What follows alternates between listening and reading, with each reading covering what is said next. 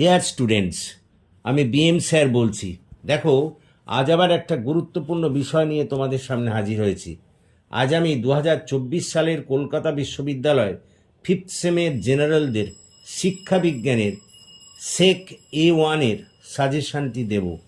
দেখো, প্রথমেই বলে নিই, এই ব্যবহারিক শিক্ষাবিজ্ঞান বা এই সেক A1-এর বিষয়বস্তুর কথা বলতে গিয়ে বলি, এই বিষয়বস্তু কিন্তু বিবিধ, নানা ধরনের। স্বাভাবিকভাবেই এর সাজেশান আমরা সমস্ত বিষয়গুলি যথাযথভাবে পর্যালোচনা করেছি। এগুলি করলেই তোমরা কিন্তু এখান থেকে একেবারে কমন পাবে, এর বাইরে কিচ্ছু করার দরকার নেই। লিখিত গ্যারান্টি রইল, এখান থেকেই তোমরা সব কমন পাবে। তবে এই প্রশ্নগুলি ভালো করে তোমাদের করতে হবে। আর একটা কথা বলি, যে এই যে প্রশ্নগুলি দিয়েছি সবগুলিকেই 10 নম্বরই প্রশ্ন হিসেবে ট্রিট করতে হবে বা করতে হবে, কারণ কোন 10 নম্বরেরটা ওখানে 5 নম্বর হিসাবেও দিতে পারে। তখন সেক্ষেত্রে একটু তোমরা শর্টকাট করে নেবে, কিন্তু এগুলোকে সমস্ত একটু বড় আকারেই পড়তে হবে।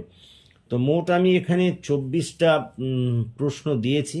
তোমরা সকলেই জানো যে এটি লেন্দি সিলেবাস, এছাড়া কোনো এর উপায় ছিল না। তো এসো আমরা সরাসরি কোশ্চেনের মধ্যে ঢুকে পড়ি। 1 নম্বর প্রশ্ন, যোগাযোগ বলতে কি বোঝো? যোগাযোগ প্রক্রিয়ার নীতিগুলি আলোচনা করো, উদাহরণ সহ যোগাযোগ প্রক্রিয়া লেখো। 2 নম্বর প্রশ্ন, যোগাযোগ পদ্ধতির উপাদানগুলি আলোচনা করো। 3 নম্বর প্রশ্ন, উন্নত যোগাযোগ পদ্ধতির পথে বাধাগুলি আলোচনা করো। 4 নম্বর প্রশ্ন, যোগাযোগের বৈশিষ্ট্য এবং ধাপগুলি আলোচনা করো।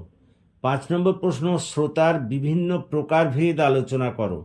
6 নম্বর প্রশ্ন, শ্রবণের প্রতিবন্ধকতাগুলি আলোচনা করো, শোনার ক্ষেত্রে সমস্যা ও তার সমাধান নিয়ে আলোচনা করো। 7 নম্বর প্রশ্ন, শ্রবণ দক্ষতার নীতি ও গুরুত্ব আলোচনা করো। পরের প্রশ্ন, তাৎক্ষণিক বক্তৃতা কাকে বলে? এর বৈশিষ্ট্য ও ভাষাগত উৎকর্ষতা বিচার করো। 9 নম্বর প্রশ্ন, শ্রেণীকক্ষে দলগত আলোচনার পদ্ধতির বৈশিষ্ট্য আলোচনা করো। বিতর্ক ও দলগত আলোচনার মধ্যে পার্থক্য লেখো। নেক্সট প্রশ্ন, যোগাযোগের বিভিন্ন ধরনগুলি আলোচনা করো। পরের প্রশ্ন, পঠন বলতে কী বোঝো? পঠনের বৈশিষ্ট্যগুলি আলোচনা করো। নেক্সট, সরব পাঠ ও নীরব পাঠ বলতে কী বোঝো?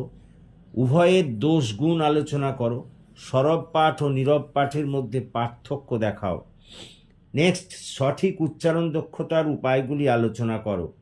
পরের প্রশ্ন, পঠনের বিভিন্ন পর্যায়গুলি আলোচনা করো।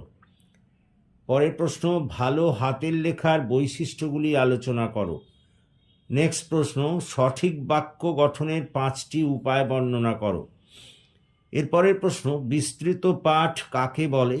এর বৈশিষ্ট্যগুলি বর্ণনা করো। পরের প্রশ্ন, দলগত আলোচনার সুবিধে ও অসুবিধেগুলি বর্ণনা করো। পরের প্রশ্ন, শোনার ক্ষেত্রে সমস্যা ও তার সমাধানগুলি বর্ণনা করো। নেক্সট, যোগাযোগের পথে বাধাগুলি আলোচনা করো। পরের প্রশ্ন, বিস্তৃত যোগাযোগের উপর একটি টিকা লেখো। পরের প্রশ্ন, বাচনিক ও অবাচনিক যোগাযোগ পদ্ধতি আলোচনা করো। উভয়ের মধ্যে পার্থক্য ও দোষগুণ আলোচনা করো। পরের প্রশ্ন, শিক্ষার্থীদের শ্রবণ অক্ষমতার কারণ এবং তার সমাধানের পথ আলোচনা করো। লাস্ট প্রশ্ন, কথন দক্ষতা বিকাশে বাচনিক যোগাযোগের ভূমিকা বর্ণনা করো। দেখো, এই মোট প্রশ্নগুলো আমরা দিয়েছি, এগুলিকেই তোমাদের ভালোভাবে করতে হবে এবং এখান থেকেই তোমরা নিঃসন্দেহে কমন পাবে। So thank you for watching and listening. Please comment, share and subscribe my channel. যদি সত্যি সত্যি তোমাদের এইগুলি ভালো লাগে, এই ক্লাস, তাহলে তোমরা আমার এই চ্যানেলটিকে সাবস্ক্রাইব করো, আমার পাশে থাকো এবং তোমাদের যাতে আরও বেশি করে কাজে লাগতে পারি সেজন্য আমায় সাহায্য করো। Thank you for watching and listening. Please comment, share and subscribe to my channel.